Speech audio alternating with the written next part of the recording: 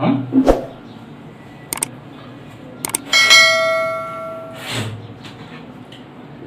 इस टाइप से मैप बना हुआ है। तो यहाँ पे देखेंगे हम कि यहाँ पे क्या है, मुरैना होगा। मुरैना कहाँ पे होगा, यहाँ पे भिंड होगा, यहाँ पे श्योपुर हो जाएगा, श्योपुर जिला। तो यहाँ पे देखने जाएंगे कि यहाँ पे जो ये वाला क्षेत्र है, यहाँ से कुछ, यहाँ से देखने जाएंगे तो यहाँ से कुछ उत्तर प्रदेश की बाउंड्री होगी। इसी बाउंड्री से लगते हुए किस राज्य की बाउंड्री होगी, तो राजस्थान की। यहाँ पे कौन सा है, राजस्थान राज्य होगा, राजस्थान। यहाँ पे यूपी होगा। तो दो राज्य कौन कौन से, उत्तर प्रदेश तथा राजस्थान राज्य से किसकी बाउंड्री टच करती है, तो मुरैना की करती है। जब यहाँ हम जिलेवार देखने जाएंगे तो यहाँ पे इसी को, मुरैना को, यहाँ पे लिख रहा हूं मैं मुरैना, इस जिले को मैंने उठा करके यहाँ रखा है, यहाँ पे है नहीं लेकिन उठा करके रखा है। यहाँ पे देखते हैं हम, जब हम इसका मैप बनाने जाएंगे, यहाँ पे तो क्या है हमारा, राजस्थान है, राजस्थान, यहाँ पे उत्तर प्रदेश है।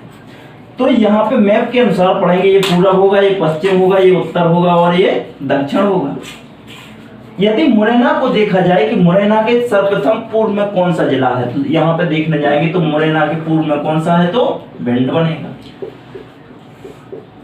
यदि पश्चिम में देखा जाए तो पश्चिम में यहाँ पे कोई जिला नहीं है। यदि इस प्रकार से बनाया जाए तो कोई भी जिला नहीं है।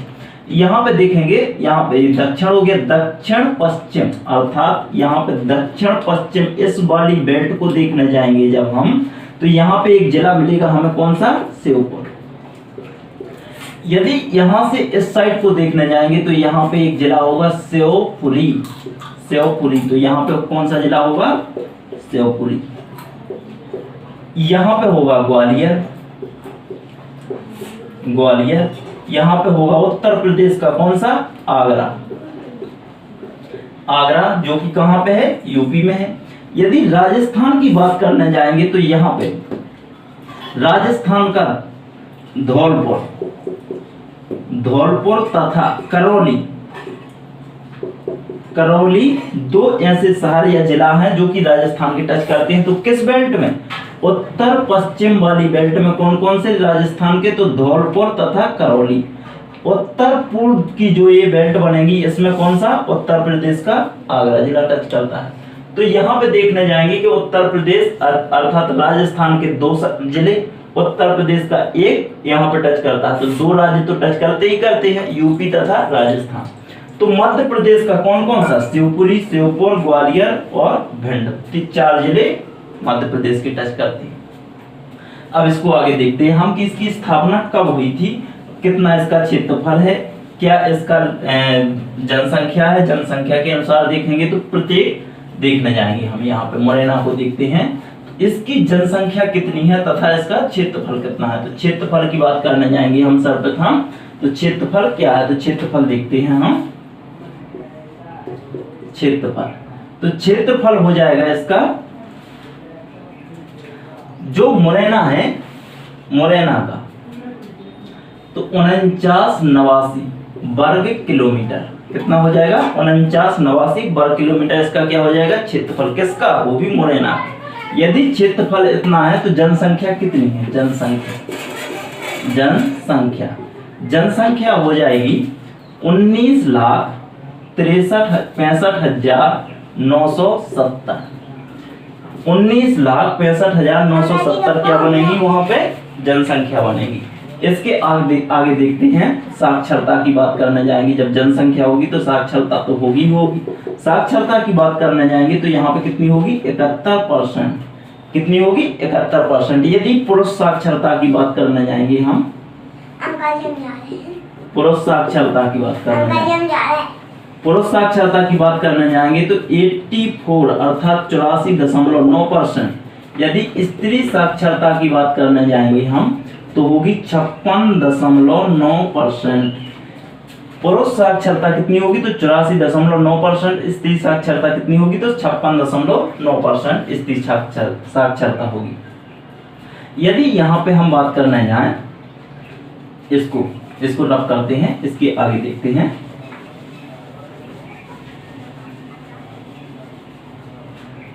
अब यहाँ पे देखते हैं हम नदियों को या तहसील को देखते हैं, साक्षरता हो जाएगी तथा अब देखते हैं तहसील को कि कितनी तहसील है। तहसीलें जो कि मुरैना जिले में कितनी तहसीलें हैं, तो 6 तहसीलें। कौन कौन सी हैं उनके नाम लिखते हैं, प्रत्येक को बताएंगे कहाँ पे है, तो इनको तहसीलों को देखना है। तो मुरैना में कितनी तहसीलें हैं, 6 तहसील हैं। कौन कौन सी होंगी, सबसे पहले मुरैना होगी पहली, दूसरी होगी सबलगढ़,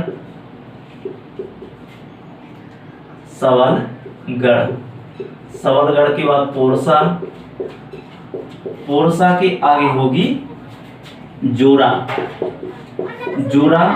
के बाद होगी अंबाह के आगे देखते हैं हम अंबाह के बाद कैलारस। तो कितनी हो जाएंगी, 1 2 3 4 5 और 6, तो 6 तहसीलें देखी हैं। अब यहाँ पे देखने जाएंगे, जब तहसीलें हैं तो नदी भी कुछ बहती होंगी, तो नदियों को देखते हैं हम कौन कौन सी नदी बहती है और क्या क्या है। तो नदियां देखते हैं हम, नदियों के बारे में पढ़ेंगे हम। तो नदियां देखते हैं हम, तहसीलें तो पढ़ ही चुके हैं, अब नदियों को पढ़ेंगे। नदियों को देखते हैं हम कौन कौन सी है। तो सर्वप्रथम चंबल के आगे कुंगर के आगे देखते हैं हम कुंगर, आसन तथा डंक। चंबल, कुंगर, आसन, डंक। अब बात करना चाहेंगे हम चंबल की। चंबल एक बहुत बड़ी नदी है जिसकी लंबाई, चंबल की लंबाई कितनी है, तो 965 किलोमीटर। कितनी है, चंबल नदी कहाँ से गुजरती है, तो मध्य प्रदेश के मुरैना से। यदि इसका उद्गम पूछा जाए तो इंदौर, कहाँ पे, इंदौर, मध्य प्रदेश के इंदौर के महू में एक पहाड़ी है जिसका नाम होगा जाना पाव की पहाड़ी। तो चंबल नदी का उद्गम कहाँ से है, इंदौर से। इंदौर के महू की जाना पाव पहाड़ी से उसका उद्गम हुआ। यदि लंबाई की बात करना जाए तो 965 वर्ग किलोमीटर। यह कहाँ से गुजरती है, तो मध्य प्रदेश के मुरैना जिले से गुजरती है, जहां पर यह किसका, बीहड़ का निर्माण करने के साथ साथ यह क्या करती है, मृदा अपरदन का कार्य करती है, अर्थात मिट्टी के कटाव का, अत्यधिक मिट्टी का कटाव करती है। इसलिए यह नदी क्या करती है, मिट्टी का कटाव करती है। इसकी लंबाई कितनी है, तो 965 हो जाएगी चंबल नदी। अब देखते हैं यहाँ पे कुछ परियोजनाएं, नदियां हैं तो कुछ परियोजनाएं तो होंगी। तो परियोजनाएं भी देख लेंगे, यहाँ पे कितनी परियोजनाएं कौन सी चलती है, परियोजना पढ़ेंगे हम।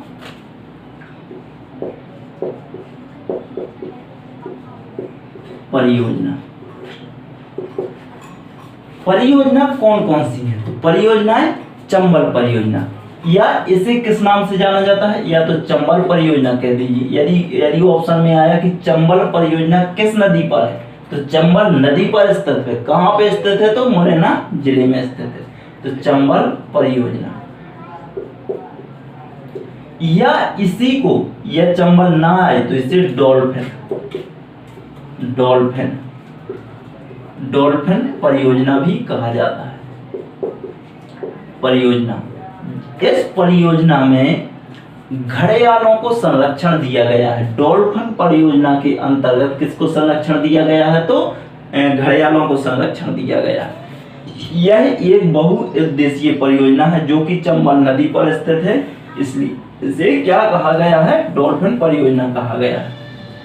अब देखते हैं अभ्यारण्य की। तो अभ्यारण्य यहाँ पे कौन सा होगा, तो राष्ट्रीय चंबल अभ्यारण्य को पढ़ेंगे हम। देखते हैं अभ्यारण्य कौन सा है, तो अभ्यारण्य कौन सा है, तो राष्ट्रीय चंबल अभ्यारण्य, राष्ट्रीय चंबल अभ्यारण्य। यदि कहा जाए कि राष्ट्रीय चंबल अभ्यारण्य कहाँ पे है, तो मुरैना जिले में। इसकी स्थापना कब हुई थी, तो स्थापना देखते हैं। स्थापना देखते हैं हम, तो 1948 कब हुई थी, 1948 में। 1 मिनट देख देखते हैं, गलत डाटा नहीं करेंगे। 1978 है, सॉरी यहाँ पे 1978 में इसकी स्थापना कब हुई थी? तो 1978 में। यदि इसका क्षेत्रफल पूछा जाए, क्षेत्रफल की बात करने जाएंगे तो 435 वर्ग किलोमीटर। कितना होगा? तो 435 वर्ग किलोमीटर, जो कि कहाँ पे स्थित है? तो मुरैना जिले में स्थित है। कौन सा? तो चंबल अभ्यारण्य। यह यदि अभ्यारण्य है तो यह कितने राज्यों की बाउंड्री टच करता है? तो पहला बात तो मध्य प्रदेश में है तो एमपी हो जाएगा, दूसरा यूपी हो जाएगा, तीसरा राजस्थान हो जाएगा। तो तीन राज्यों से क्या करता है? ये बाउंड्री टच करता है, एमपी, यूपी तथा राजस्थान। कौन सा? तो चंबल, राष्ट्रीय चंबल अभ्यारण्य। जब अभ्यारण्य है, यहाँ पे वन रखे हुए हैं तो यहाँ पे कुछ जानवर भी होंगे। तो वन्य जीव देखते हैं कि कौन कौन से वन्य जीव यहाँ पे संरक्षित किए गए हैं। तो वन्य जीवों को देख लेते हैं। वन्य तथा वन्य जीव, वन्य तथा वन्य जीव। यहाँ पर इस जो अभ्यारण्य है, इस अभ्यारण्य में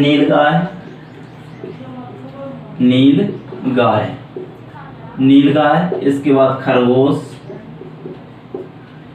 खरगोश के आगे देखते हैं हम लोमड़ी के बाद हिरण, इसके बाद सेही के आगे सेही आदि तमाम प्रकार के जानवर, मोर, बहुत सारे जानवर तथा पक्षी देखने को मिलेंगे। तो इस प्रकार के यहाँ पे क्या है? पक्षी हैं। ये पक्षी हैं। अब यहाँ पे देखने जाएंगे हम, मेला की बात करने जाते हैं। मेला, तो मेला यहाँ पे कौन सा लगता है? मेला नागा जी का मेला, नागा जी का मेला, जो कि मुरैना के कहाँ पे लगता है? पोरसा में लगता है, पोरसा ग्राम में नागा जी का मेला लगता है। अब यहाँ पे देखते हैं हम, बोलियों की बात करेंगे कि जो नागा मेला है पोरसा ग्राम में लगता है। अब यहाँ पे बोलियां कौन कौन सी हैं? मध्य प्रदेश की बोलियां कौन कौन सी हैं? तो बोलियों के बारे में बात करते हैं। बोलियां देखते हैं हम। बोली कौन सी है? तो ब्रज बोली है, जो कि पश्चिमी हिंदी की क्या है? पश्चिमी हिंदी की मुख्य बोली है। ब्रज बोली बोली जाती है कहाँ पे? तो मुरैना में, जो कि पश्चिमी हिंदी की क्या है? मुख्य बोली है। पश्चिमी हिंदी की मुख्य बोली है या प्रमुख बोली है, तो ब्रज भाषा बोली जाती है। यदि पर्यटन स्थल की बात करने जाएंगे हम, तो पर्यटन स्थल भी देखते हैं। पर्यटन स्थल समझ में आ रहा है कि नहीं आ रहा है? यदि ना आ रहा हो तो कमेंट बॉक्स में बताइए। मुझे आशा है कि आप लोग अच्छी तरह से देखते हैं। तो देखते हैं पर्यटन स्थल। यदि पर्यटन स्थल को देखने जाएंगे तो हम सबलगढ़ का किला, कौन सा? सबसे पहला है सबलगढ़ का किला, यहाँ पे देखने जाएंगे हम 64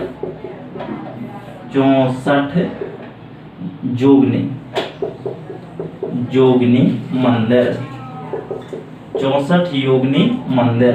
इसके बाद में देखते हैं हम 64 योगिनी मंदिर। इसके बाद में कक्कन मठ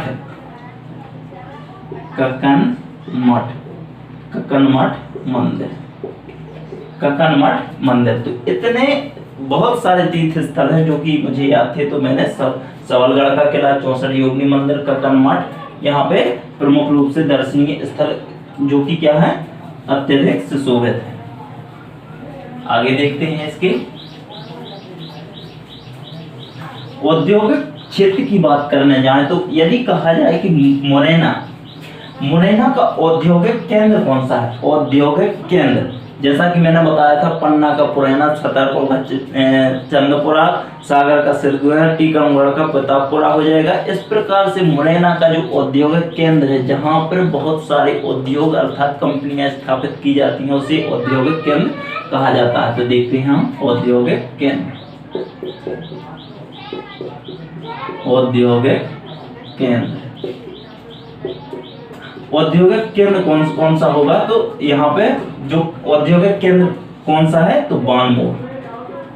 बानमोर कौन सा हो जाएगा, बानमोर हो जाएगा।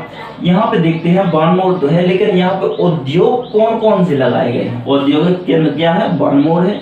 उद्योग कौन कौन से लगाए गए हैं बानमोर में, तो सीमेंट कारखाना, सीमेंट कारखाना, सीमेंट कारखाना, चीनी मिल, चीनी मिल जो कि कहाँ लगी हुई है, कैलारस। कैलारस एक मैंने अभी अभी तहसील पढ़ाई है, तो कैलारस में क्या लगी है, चीनी मिल लगी है। इसके आगे देखते हैं चीनी मिल के अत्यधिक सरसों की, यदि कृषि के क्षेत्र में बात करने जाऊंगा तो वहां पे जो तेल मिल भी यहाँ पे क्या लगाई गई हैं, तेल मिलें भी बहुत सारी लगाई गई हैं। तो इसलिए फैक्ट्री कौन कौन सी हो जाएगी, तो सीमेंट फैक्ट्री, चीनी मिल या कैलारस शक्कर फैक्ट्री, या इसको कहते हैं तेल फैक्ट्री, क्योंकि यहाँ पे अत्यधिक मात्रा में सरसों, कौन सा, तो सरसों। देखते हैं यदि कृषि के बारे में बात की जाए, कृषि के बारे में, तो कृषि के बारे में बात करने जाएंगे तो जितना भी जो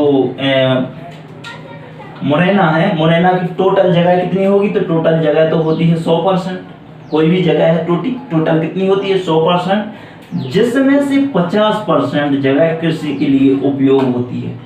टोटल 100% है, टोटल में से 50% किसके लिए उपयोग होती है, तो कृषि के लिए उपयोग होती है।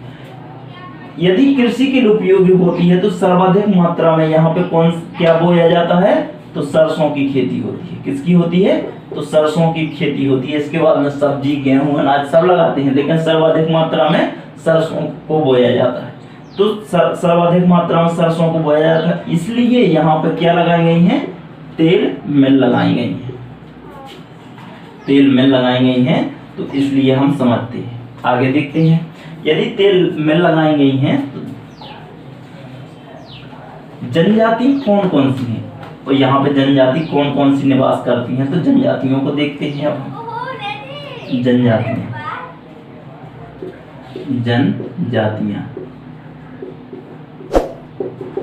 जनजातियां कौन कौन सी हैं, तो सहरिया जनजाति, सहरिया।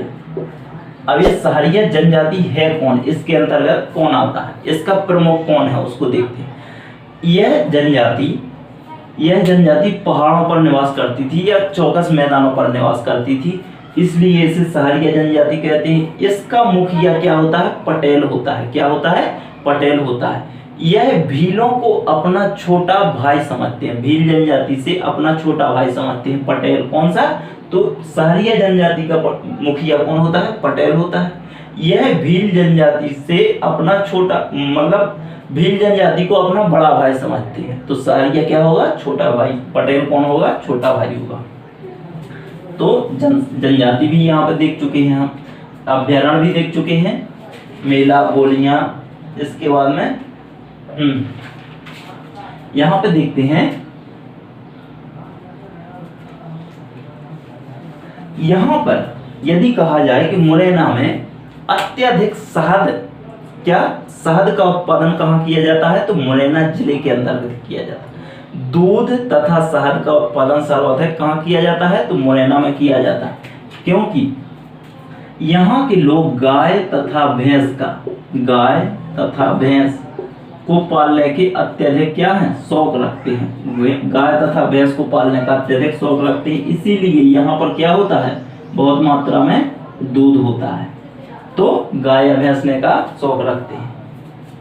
अब यहाँ पे नदियां देख चुके हैं हम लगभग, और देखते हैं कुछ रह गया है कि नहीं रह गया है।